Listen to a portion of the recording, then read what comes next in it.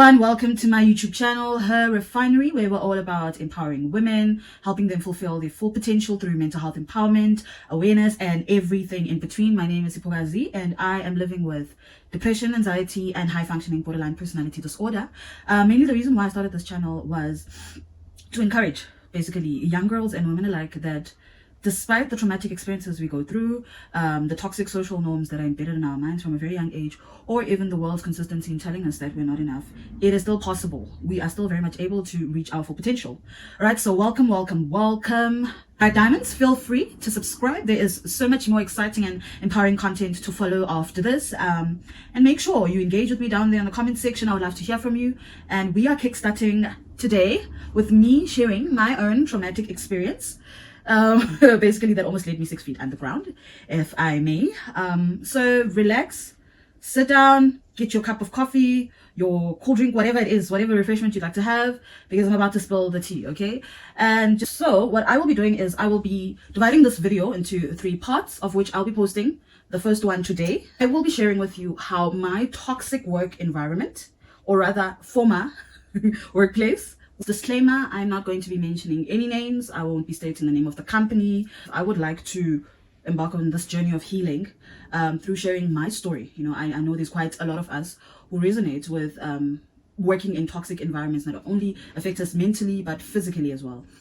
All right, so I was diagnosed with depression and anxiety back in the year 2022, whereby I was put on medication immediately because the anxiety was causing my blood pressure to shoot through the roof. And you know, with that, it puts you at risk of so many things, like, you know, stroke, paralysis, you know, a lot. The list goes on. So they had to put me on anxiety meds, which actually came through for me, and I've been on this medication since the year 2022. All right, so I started working at this particular workplace last year in January, and I hit the ground running. You know, I started off as a receptionist. Quite a different feel for me because I've never had to be exposed like that to people. I just like, you know, getting my work done in private, and you know, but I guess it is what it is. So I was hired as a receptionist of this big company, and it was quite exciting. It was quite thrilling, even though it was challenging for me, and I will state why.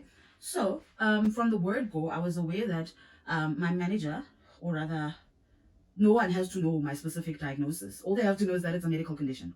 All right. It was a bit of a challenge because I had to visit or see a psychiatrist every month, which will require me to not go to work for, like, you know, one full day. You know how public hospitals are. It doesn't matter whether you get there at 6 or whatnot, but you still have to wait for the doctors to come through because they still have to do their rounds in the hospital. Then they come and attend to the outpatient department, right? So I communicated this with her, you know, and she tells me that no, I have to apply for annual leave.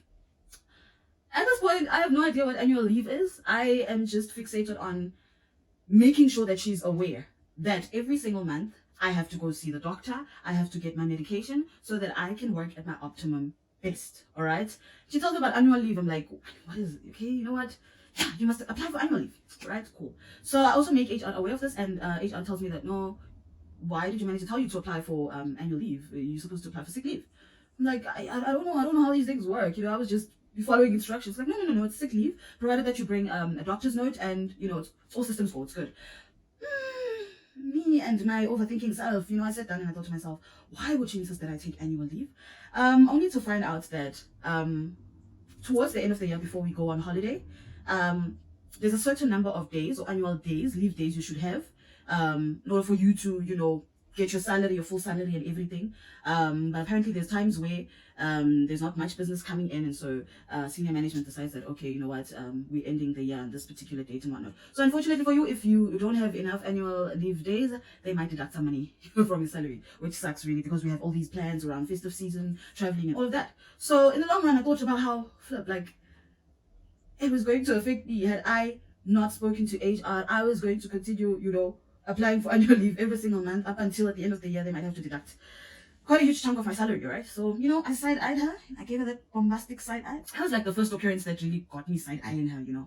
But anyways, life goes on. A month later, I get a position of being a junior admin clerk. Yo! You see, when they talk about the I don't know if it's the end of the beginning or the beginning of the end, something along those lines. I had no idea what lied ahead. Like, yeah. And mind you, the previous year, like 2023, I wasn't working because in my former workplace my contract ended. So my mental health wasn't doing really well. They had to increase my antidepressant dosage and all of that. So it did affect me, it did have its side effects, so it was quite challenging adjusting from, being at home. Yes, I had my side hustles, but it was just really different, like quite challenging moving over to an 8 to 5 job, but I guess we pulled through because, yeah, life keeps going whether or not you're not up for it, you get what I mean? So yeah, here I am, super excited about moving to a brand new position of being a junior admin clerk. The moment I entered,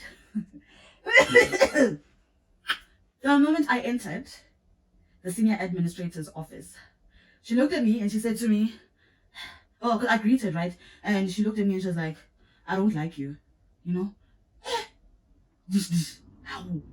At times I tend to downplay things, because I don't constantly want to see the worst in people, because what the heck? Why would you just tell me I don't like you, But then, let me not say back then, let me say however.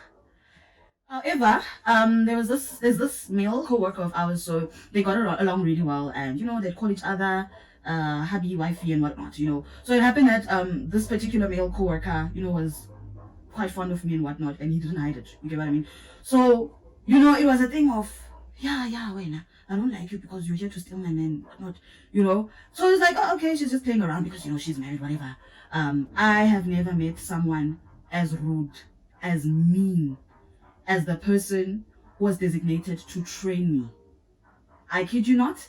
I am not exaggerating. There's quite a number of times where I tried to speak myself out of that reality that, no, Manspokazi, you're sensitive. No, calm down. No, stop being an activist and whatnot. Mind you, I'm still coming back to the manager. So obviously, it's like sensitive work because we're working with money. Just adding that extra zero could be detrimental. You could get suspended. You could get, money deducted from your salary. Like, it was insane. I don't want to lie to you. So knowing me, the perfectionist in me wanted to get everything right, but there's just certain things that you can't just get right from the get-go. It's a process. Now, in this environment, this particular lady, she was very vocal. Every time I made a mistake, I would be shouted at for forgetting things that I didn't do intentionally. So she would reprimand me, she would shout at me, it would crush my spirit because this was my reality every single day. There was even a point where she said to me that she's going to shout at me. Like, she straight out said it. Spokas, I'm going to shout at you. Maybe if I shout at you and I raise my voice at you, maybe that's how you are going to, you get the message. You will finally get it right, And every time that I worked so hard, Obviously, it wasn't evident to her because she probably, this is just speculation, probably she had already made up her mind about me. Because there would be areas that I would evidently see that, I'm improving, I'm doing well, even just typing emails. I was extremely nervous because of the tense environment that was created. That it doesn't matter, you get it right, it doesn't matter. You get that one thing wrong and I think the part that hurt me the most was how in that vicinity, the setup of a call center, I don't even remember one person coming forward to say, chill, like, don't shout at her, whatnot, not even one. Then again, what can we say? It is what it is. Like other people like saying, Wuti, no one owes you anything. I beg to differ. In a work environment, come on, can't we be civil with each other? Do as you would be done by. Because I promise you, the way that lady was treating me, she would have never allowed it to be done to her own children. So you ask yourself, oh, it's okay. Wuti, it must be done to my mother's daughter, but not her kids. And you wonder, what's really going on here? What's the deal? Like, so this went on. I was in probation for 2-3 months. I don't know, they had some squabbles between herself and the manager because the manager once dragged me outside and said, do you think that you will be able to do this particular senior administrator's job if she were to leave? And I was like, what is this lady trying to do? Remember, I was already side-eyeing her and now she's saying these things. And I'm like, well, obviously it's going to take time because I'm still learning. She's training me, And me being me, I told the senior administrator exactly what her manager said to me. There's moments where myself and the senior administrator would have, conversations. We had similar backgrounds, I'd like to believe, because she also had her own challenges with her mental health. And she would know, tell me that, no, she's no longer on medication and this and that. She took ownership of her life and whatnot. And in those instances, there would be times where I would also open up to her because I felt like no one else understood. Silly me. And I'll open up to her and I'll tell her, her name is Zed.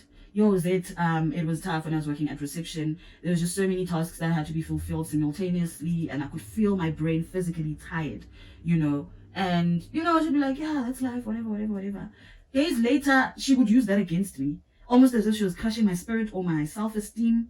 By the way, these are my views, these are my observations. So she would use it against me in an argument when I least expected. Like, yeah, remember you failed at reception. I'm like, huh? You know, I remember I even gasped and she's like, you failed at reception, remember? I'm like, I didn't fail at reception. I said there's challenges that I was facing because of, you know, adapting to the 8 to 5 and trying to work around the medication that I'm on and, you know, getting the job done to the best of my ability. So there was quite a number of instances like that, you know, and it really crushed my spirit. I will not lie to you. This is one thing. She would shout at me, painfully so. Her tone was not good. And I don't know what would happen there, but there was a time where I was never really the type of person who would constantly bring up that I have degrees, right? But for some reason, I don't know, she would just say things like, look at me where I am at. I taught myself everything that I know without a degree. Everything, this job. If you're not serious about this job, you can go. I've been doing this for years alone. Imagine hearing words like that. Like, yeah, I can do this job. I think she repeated it more than 3 times. And I don't even know why I was being reminded, because on my end, I was doing the best that I could. And, you know, talking to, you know, close loved ones, it would be a thing of, yabona, I'm defecator already, teni, and I could feel in me that, no, like my heart, something is not make sure here. You know, so imagine like constantly being in an environment like that from 8 to 5, you're constantly nervous. My heart was constantly beating faster. I would get nightmares, of which obviously I wouldn't get enough sleep when I'm having bad dreams. And so I end up falling asleep at work. So it was just a recipe for disaster. There came a time where now they had to sit down and discuss whether or not they should keep me. Like I was saying, the senior management meeting, she probably discredited me. And she says the following. She says that, this is what I wanted to mention. She kept insisting that I don't believe in myself, which is why I'm not doing well. I'm not improving. I'm failing and whatnot. And I'm like, you're not even empowering. You're not even trying to build on my strong points. What about the things I finally got right? What about the fact that, you know, 1, 2, 3, 1, 2, 3, 1. I don't want to. Here's one thing I want to mention, right? I was called at 8 to HR, right? So I'm thinking, the CEO is going to be there, like, you know, your senior management and whoever in HR, you know, just for me to hear the outcome. Because there's someone that had already gotten the white envelope to say that, okay, they're taken permanently. So I go there and the HR lady just, you know, she gives me the envelope. Just like that. She doesn't say anything. She's like, yeah, I need you to sign all of this and bring it back on Monday. I'm like, oh, I open. Oh, okay. I've been taken permanently. Thank you, God. Right. So I don't know, whatever it is that she was trying to do, it didn't succeed because I still got the envelope. When I got to the office, she said with like a somber tone, not somber even. She's like, tell me the good news. I'm like, guys, even the body language, you could tell. Because she saw me holding this envelope and she just knew, you know.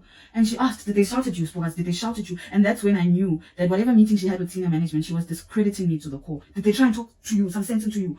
I'm like, no, there was no CEO, there was no senior management. It was just the HR lady handing over the envelope to me, you know. Yeah, because I told them that, let's give her. You know, she acted as if, well, maybe did, but to a certain extent, the fate of my future in that company laid in her hands. Because I remember she was like, you know, I told them to basically, you know, give you some time, you'll come right, you know.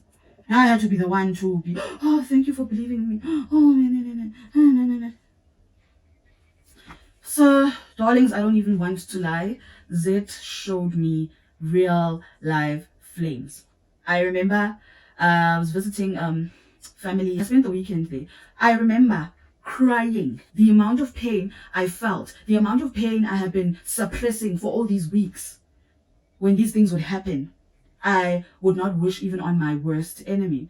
And you know, with how things are going on in South Africa, there's a very high unemployment rate. We have a lot of graduates sitting at home, or rather they're in career fields that they didn't even plan to be in because of how the situation is. And now imagine when you get your breakthrough and you find yourself in this position where someone who's put in place to help train you, to empower you. I don't know which other word to use, is the one that is crushing your soul. Or maybe that's a strong word. Maybe it's not crushing your soul, but is dismantling your happiness, because you know that every single time before you enter the office in the morning, you have to take a deep breath, put a smile on your face, because you know what is at stake. You know that if it wasn't for that money you were getting, like, how are you going to afford place to stay, living expenses? The cost of living is very high.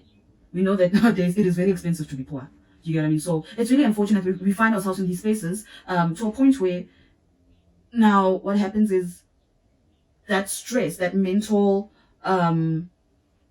turmoil or that mental load starts affecting you physically. In psychology, you call it psychosomatic symptoms. When something happening mentally, emotionally starts affecting you physically, when stress starts affecting you physically. And this is exactly what happened less than a month ago, right? I had to be rushed to hospital because of that. But we will get there. Just stay tuned. You will find out the build-up of how we got to that point. But thank you so much for watching this video. Don't forget to like, comment, and subscribe. See you next time, guys. Bye.